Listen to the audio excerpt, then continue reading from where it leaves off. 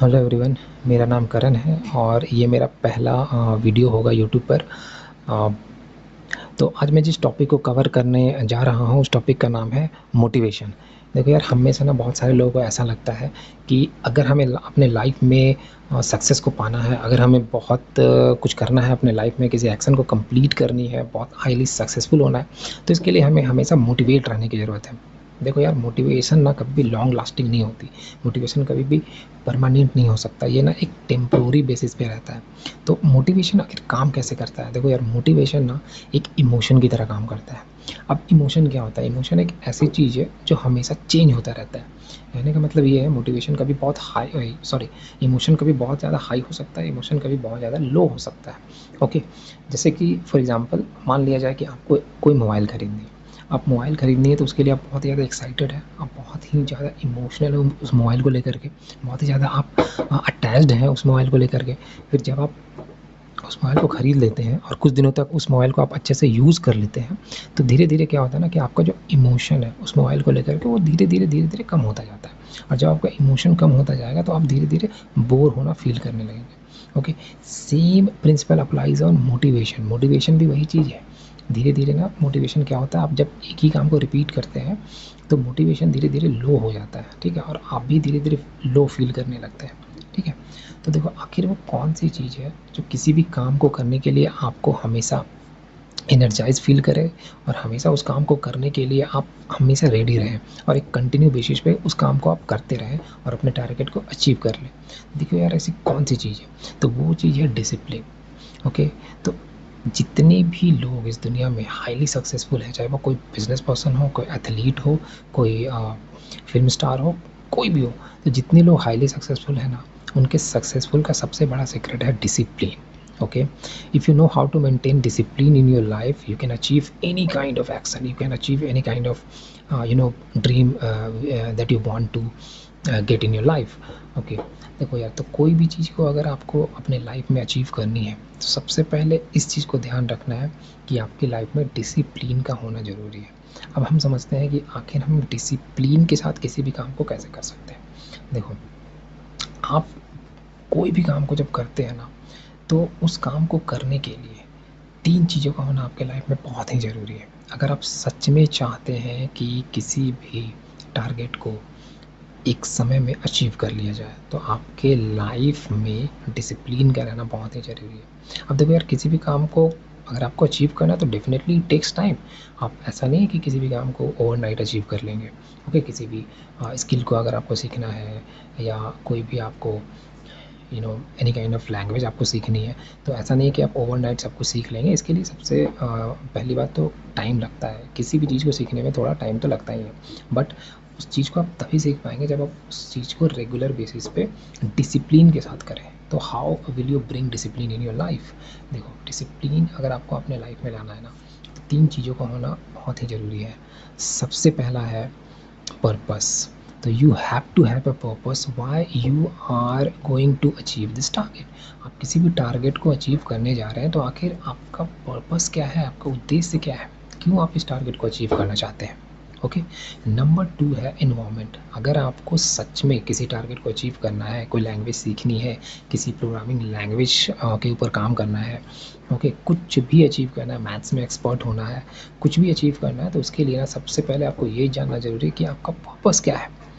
दूसरी चीज़ है एनवायरनमेंट। ओके, अब देखो यार, आप कोई भी चीज़ अचीव करना चाहते हैं अपने लाइफ में, तो सबसे बड़ी चीज़ होती है कि आपके आसपास का एनवायरनमेंट, आपके घर का एनवायरनमेंट, ठीक है? इन सभी चीज़ों को अच्छे से समझना। देखो यार, एनवायरनमेंट ना बहुत बड़ा रोल प्ले करता है। फॉर एग्जांपल, मान लो कि आपको ना इंग्लिश लैंग्वेज सीखनी है। ओके, अब इंग्लिश लैंग्वेज अगर आपको सीखनी है, तो सबसे बड़ी बात है कि आपका जो फ्रेंड सर्कल है ना, तो फ्रेंड सर्कल ऐसा होना चाहिए जिसमें लोग वैसे आपके वैसे फ्रेंड्स हों जो आपको हेल्प करें, आपको पुश करें, ओके, इस इंग्लिश लैंग्वेज को सीखने में। और अगर आपका फ्रेंड सर्कल ऐसा है जहाँ पर जिनका कोई भी इंटरेस्ट नहीं है इंग्लिश लैंग्वेज को सीखने में, तो देखो यार जितना हो सके ना वहाँ पे आपको डिटैचमेंट की ज़रूरत है। डिटैचमेंट कहने का मतलब ये है कि मैं ये नहीं कह रहा कि दोस्तों से दूर रहना है, but definitely you have to be a little detach with those person who are not interested in order to learn English language. Okay, तो अगर जो नहीं सीखना चाहते हैं, सीखने के लिए जो तैयार नहीं है, आपको क्या करना है, वैसे लोगों से थोड़ा सा दूरी बना के रखनी है। और सबसे इम्पोर्टेंट बात ये है कि अगर आप घर में सीखना चाहते हैं तो जिस कमरे में भी आप प्रैक्टिस करते हैं इंग्लिश लैंग्वेज को सीखने के लिए, या जो भी टारगेट अचीव करना है, उस कमरे का भी एनवायरनमेंट ऐसा होना चाहिए कि जहाँ पे आपको फील हो, हाँ, कि यहाँ पे मुझे पढ़ाई करनी है, यहाँ पे मुझे प्रैक्टिस करना है।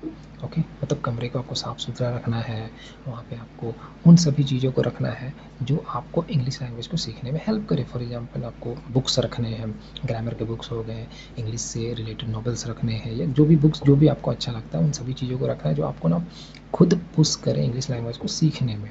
ओके, तो सबसे पहली चीज़ है purpose, you have to have a purpose. दूसरी चीज़ है एनवायरनमेंट, और तीसरी चीज़ है हैबिट।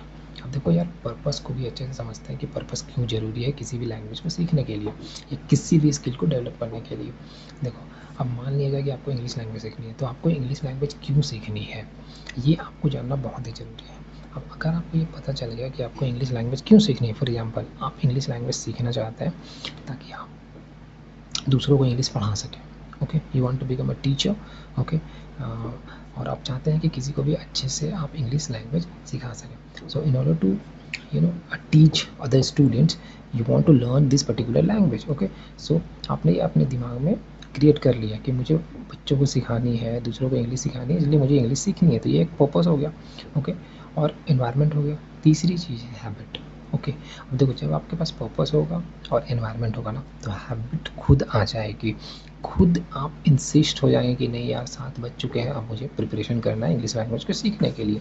ओके, 6 बज चुके हैं। एक पर्टिकुलर टाइम में ना आप खुद धीरे धीरे धीरे धीरे करके क्या करेंगे कि हैबिट को क्रिएट कर लेंगे। अब देखो, हैबिट को अगर आपको अच्छे से क्रिएट करना है तो उसके लिए आप क्या करेंगे, देखो एक ना पर्टिकुलर आप टाइम, जिस टाइम में आप सबसे ज़्यादा एनर्जाइज फील करते हैं या जिस टाइम में आप सबसे ज़्यादा आपके पास कोई और वर्क नहीं होता है, फॉर एग्जांपल वो इवनिंग भी हो सकती है, वो अर्ली मॉर्निंग भी हो सकती है, उस समय में आप उठ करके, बस आपको ये नहीं सोचना है कि आप मोटिवेट हैं या नहीं हैं, बस आपको उस समय उठना है और सिंपली आपको फ्रेश होकर के बस तैयारी करनी है कि नहीं अब मुझे पढ़ना है, और पढ़ने के लिए चुपचाप से आपको बैठ जाना है। ओके, आपको किताब ओपन करनी है। आप जैसे ही पेज पलटेंगे ना, आप जैसे ही पेज को टर्न करेंगे, कुछ चीज़ें पढ़ेंगे, खुद आपका ब्रेन आपसे कहेगा कि और कंटिन्यू रहने के लिए। ठीक है, आपको ज़्यादा नहीं करना, 15 मिनट 20 मिनट ही रेगुलर बेसिस पे करना है। जब आप रेगुलर बेसिस पे करने लगेंगे ना, तो ये एक आपका कंटिन्यू हैबिट बन जाएगा, और जब ये हैबिट बन जाएगा ना, तो ये एक डिसिप्लिन भी अपने आप बन जाएगा। ओके, और आप एक डिसिप्लिन बेसिस पे रेगुलर इस काम को कर पाएंगे। ओके, तो देखो, अगर आपको अपने लाइफ में किसी भी टारगेट को अचीव करना है, 3 चीज़ों का होना ज़रूरी है। एक है पर्पस, एक है एनवायरनमेंट, और तीसरा है हैबिट। राइट, तो अगर आपको अच्छा लगा हो जो भी मैंने यहाँ पर बोला है, तो प्लीज़ मेरे चैनल को सब्सक्राइब कीजिएगा। और अगर आपके लाइफ में कोई भी वैल्यू ऐड हुआ हो मेरे इस स्पीच से, तो kindly like my channel and kindly subscribe my channel. Thank you very much.